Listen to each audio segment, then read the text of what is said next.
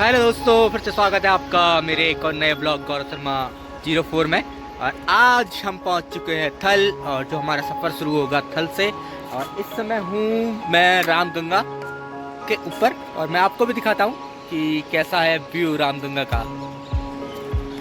और कुछ इस तरीके से है रामगंगा जो आ रही है, आप देख सकते हैं। और अभी हम उस बॉर्डर पर खड़े हैं जहाँ पर से एक रास्ता जाता है बागेश्वर के लिए और एक जाता है मुंशियारी के लिए, और दोनों ही यहाँ पर से हैं 72 किलोमीटर की बराबर ही पड़ते हैं दोनों के दो। और हमारे जीना जी जाना जाते हैं मुंशियारी और मुकेश भाई जाना जाते हैं बागेश्वर। और मेरा वोट बहुत मायने रख रहा है दोनों के काम में कि जहाँ मेरा वोट पड़ेगा वहाँ जाएंगे, लेकिन मेरे को खुद टाइम नहीं है तो इसलिए मैं खुद चाहता हूँ कि बागेश्वर जाएंगे। अगर टाइम होता तो हम निकल जाते मुंशियारी को जीना जी के साथ, और दोनों ही गुफ्तगू करते हुए कि मुंशियारी जाना है काबे बागेश्वर। तो गाइस, कहाँ का हुआ, मुंशियारी या बागेश्वर? बागेश्वर।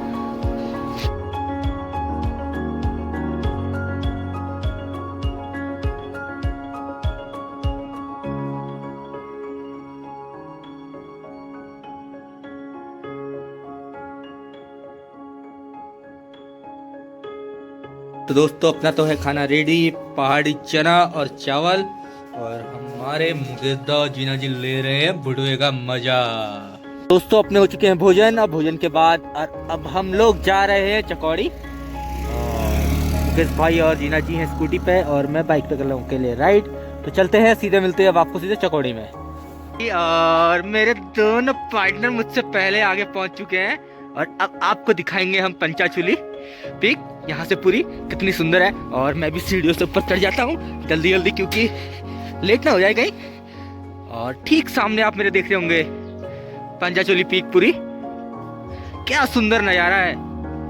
अगर उत्तराखंड में रहते हो आप, और अगर आपने इतने सुंदर व्यू नहीं देखे तो आपका उत्तराखंड में रहने का कोई फ़ायदा नहीं है। कृपया भैया गाड़ी निकालिए और घर से निकलिए और कुमाऊं की उत्तराखंड की इस सुंदर प्राकृतिक सुंदरता को देखें। खाली नहीं, उत्तराखंड को स्वर्ग कहा जाता है, देवभूमि। एक बार फिर से मैं आपको दिखा देता हूँ कि जिस चीज़ के लिए हम आए थे, और सही समय में हम लोग पहुँच चुके हैं। यहाँ पे हो चुका है हमारा फोटो शूट भी पूरा। तो और अभी विचार चल रहा है हमारा रुकने का कि यहाँ रुके या बागेश्वर। और बागेश्वर है अभी यहाँ से 50 किलोमीटर, और शाम के 5 बज चुके हैं और ठंड भी बहुत बढ़ चुकी है।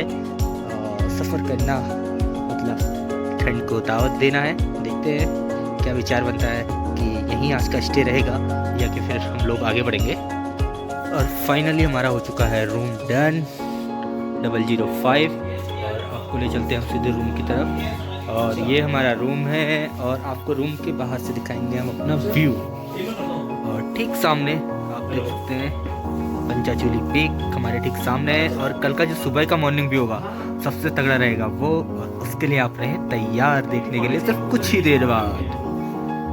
भैया जीना जी और मुकेश भाई आराम फरमा रहे हैं क्योंकि हमारा हो चुका है डिनर पूरा। और मुकेश भाई लगे हैं शायद किसी के साथ, कह सकते हैं हमारी होने वाली भाभी भी हो सकती है। और जीना जी लेट कर मजा ले रहे हैं मैच का।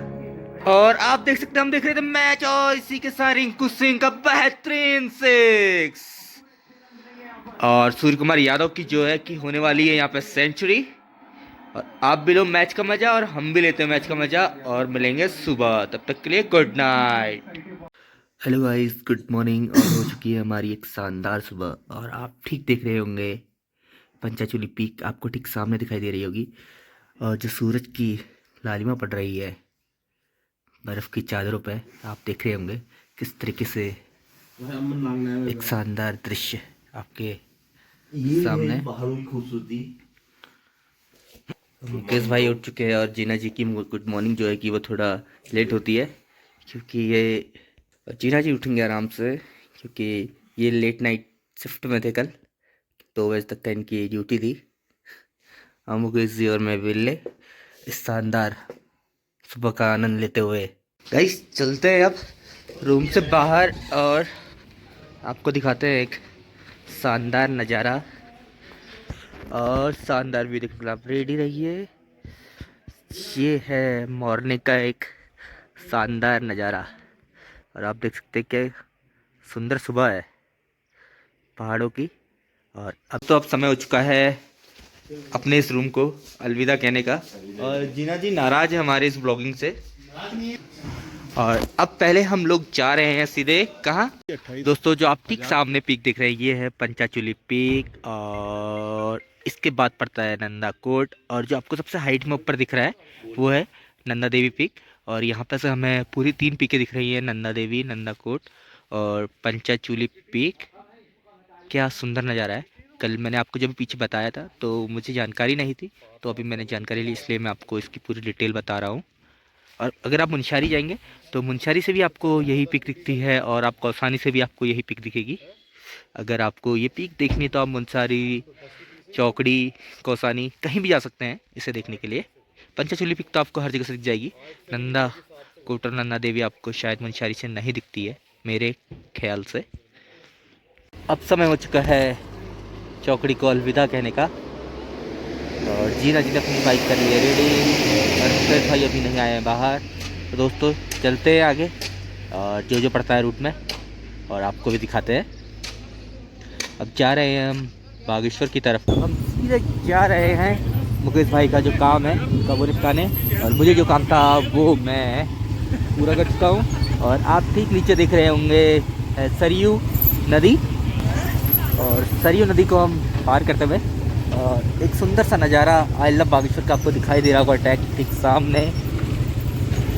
और अल्मोड़ा है यहाँ से 75, क्योंकि हमारी जो अगली जगह है जहाँ हमें जाना है वो है अल्मोड़ा। और डोल डमाऊ जो कि एक हमारी संस्कृति है, इसी को यहाँ पर उकेरा गया है पेंटिंग के द्वारा। ये कर दी हमने पार्क। और मैं आपको थोड़ा सा छोटी मार्केट है यहाँ पे एक अच्छी सी बागेश्वर की दिखाता हूँ। और गाड़ी हमने करी है यहाँ पे दोनों ही अपनी पार्क। और ये है बागेश्वर की मार्केट।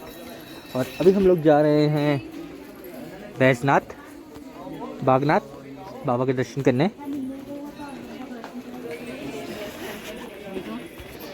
आप देख सकते हैं कि यहाँ पे पीपल का विशालकाय पेड़ है और ये बीच मार्केट में है जो मंदिर के पास। तो आप देख सकते हैं कि ये ज़्यादा बड़ा करना ले, तो इसलिए यहाँ पे इसके लिए एक पूरी दीवार बना दी गई है। और देखिए किस तरीके से इसको डिज़ाइन किया गया है, आप देख सकते हैं। और पीपल का पेड़ जो है ये काफ़ी पुराना भी है और काफ़ी बड़ा भी है। और इसको पूरे एक कलश जैसे में इसको आकृति करके रोक दिया गया है, उसके बाहर से बाउंड्री की गई है। चलिए आपको दिखाते हैं बागेश्वर की मार्केट किस प्रकार से है। तो यहाँ पे बिक रहे हैं ये पत्ते, जैसे शायद लहसुन के पत्ते हो सकते हैं, ऐसा लग रहा है मुझे। उससे भैया क्या है? प्याज का पौधा, गोभी का पौधा। ये प्याज का पौधा और गोभी का पौधा आपने सुन लिया होगा। और ये मार्केट है काफ़ी सुंदर। और बागनाथ मंदिर भी पास में ही है। और हम लोग पहुंच चुके हैं मंदिर के पास। आप देख सकते हैं कि बागनाथ मंदिर का जो प्रमुख प्रवेश द्वार है वो ये है। लेकिन हम सबसे पहले जाएंगे सरयू गंगा में, हाथ मुँह धोते हैं अपना, उसके बाद आएंगे दर्शन हेतु। बागनाथ मंदिर के बगल में ही है बाड़ेश्वर नाथ मंदिर। और सरयू नदी के तट पे दोनों ही मंदिर बने हुए हैं। और जो पूरा बागेश्वर शहर है इसी सरयू नदी के तट पे बसा हुआ है, पहाड़ियों के बीचों बीच। चारों तरफ से पहाड़ियाँ है और बीच में बहती है सरयू नदी और उसके ही किनारे बसा है ये शहर। और यहाँ पे है एक श्री 10 नाम जूना अखाड़ा बागेश्वर। और जो अखाड़ा है वो कुछ इस प्रकार से है, आपको दिखा देते हैं। अभी मैंने जूते पहने हुए, नहीं तो मैं आपको अंदर जाके भी साफ तरीके से दिखा सकता था। और जब आप सरयू नदी के आएंगे तो आपको पास में ही एक भोलेनाथ की बहुत बड़ी सी मूर्ति भी दिखाई देगी, जय हो भोले की। जब हम लास्ट बार आए थे तब इस पर कलर नहीं हुआ था, लेकिन आज इस बार इस पर कलर कर दिया गया है। मेरे दोनों ही साथी पता नहीं किस तरफ जा रहे हैं। और यहाँ पे जो दुनिया की हकीकत है आप देख सकते हैं, जो लोगों को घमंड है वो लास्ट में इस तरह से चूर हो जाता है। और हम आ चुके हैं काल भैरव मंदिर के बाहर। आप देख सकते हैं ठीक मंदिर के बाहर बागनाथ भगवान के, और ये है काल भैरव बाबा का मंदिर। और पास में ही बह रही है सरयू, और इस तरफ से आ रही है गोमती और दूसरी तरफ से आ रही है सरयू। और यहाँ पे होता है बागेश्वर में गोमती और सरयू का संगम। और जो आप ठीक सामने देख रहे हैं यहीं पे दोनों नदियों का आपको संगम दिखाई दे रहा होगा। और एक गोमती जो आ रही है बैजनाथ से, और सरयू आ रही है सरमूल कपकोट। सरमूल शायद सबने नाम नहीं सुना होगा, तो कपकोट आप सभी लोगों ने सुना होगा, तो कपकोट से आती है। और बागेश्वर में बागनाथ मंदिर के पास ही दोनों नदियों का संगम होता है। अभी भैया ने हमें एक बहुत रोचक और जानकारी की बात बताई है। भैया ने मुझे, उन्होंने बोला है कि यहाँ पे त्रिवेणी संगम होता है, और जो तीसरी नदी जो आप ठीक सामने सीढ़ी दिख रही होगी आपको, बोलते कि त्रिवेणी ही बोला जाता है उसको। तो यहाँ पे त्रिवेणी और 3 नदियों का संगम हो रहा है, क्योंकि त्रिवेणी जो है कि सरयू में मिल जाती है, उसके बाद सरयू और गोमती का मिलन होता है। ये मुझे आज तक पता नहीं था, क्योंकि मैं पिछली बार भी जब आया था तो मुझे किसी ने बताया नहीं था। तो भैया ने आज काफ़ी एक रोचक हमें जानकारी बताई है। दोस्तों मैं आपको बता दूं सरयू नदी का जो इतिहास रहा है। सरयू नदी का उद्गम बागेश्वर में कपकोट क्षेत्र के सरमूल नामक स्थान में है। सरमूल से यह कपकोट, बागेश्वर, सेराकाटा और रामेश्वरम से निकलकर नेपाल की सीमा पर स्थित चंपावत जिले में पंचेश्वर में काली नदी शारदा नदी में विलय हो जाती है।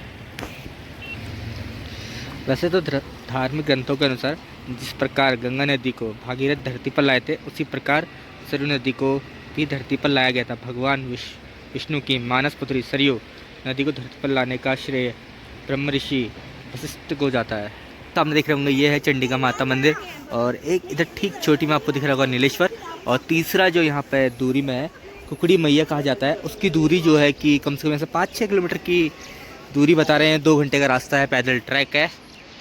जो यहाँ पे कि सरयू नदी के तट पे जो पहाड़ियाँ बताई गई है वो कुछ इस प्रकार से। और उसके ठीक एक सामने यहाँ पे जो तीसरी पहाड़ी आपको दिख रही है, और वहाँ पे है जजीकोट कार्यालय बता रहे थे जब मैंने यहाँ पे लोकल से जानकारी ली थी। ठीक सामने बागेश्वर में जो बागनाथ मंदिर है उसकी जो छोटी सी एक कहानी है वो इस प्रकार से है। भारत के उत्तराखंड के बागेश्वर जिले के बागेश्वर तीर्थ स्थान में स्थित एक प्राचीन शिव मंदिर है। यह उत्तर भारत में एकमात्र प्राचीन शिव मंदिर है जो दक्षिण मुखी है, जिसमें शिव शक्ति की जलहरी पूर्व दिशा को है। यहाँ शिव पार्वती को एक साथ स्वयंभू रूप में जलहरी के मध्य विद्यमान है। और इसके अंदर ही मंदिर के अंदर भैरव बाबा का मंदिर भी है। और कहते हैं कि सबसे पहले भोलेनाथ के दर्शन करने से पहले उनके दर्शन करने चाहिए। और दोस्तों मैं इस ब्लॉग को यहीं पर समाप्त कर रहा हूँ, क्योंकि मेरे फ़ोन में बैटरी 1% है और मेरा फ़ोन कभी भी स्विच ऑफ हो सकता है।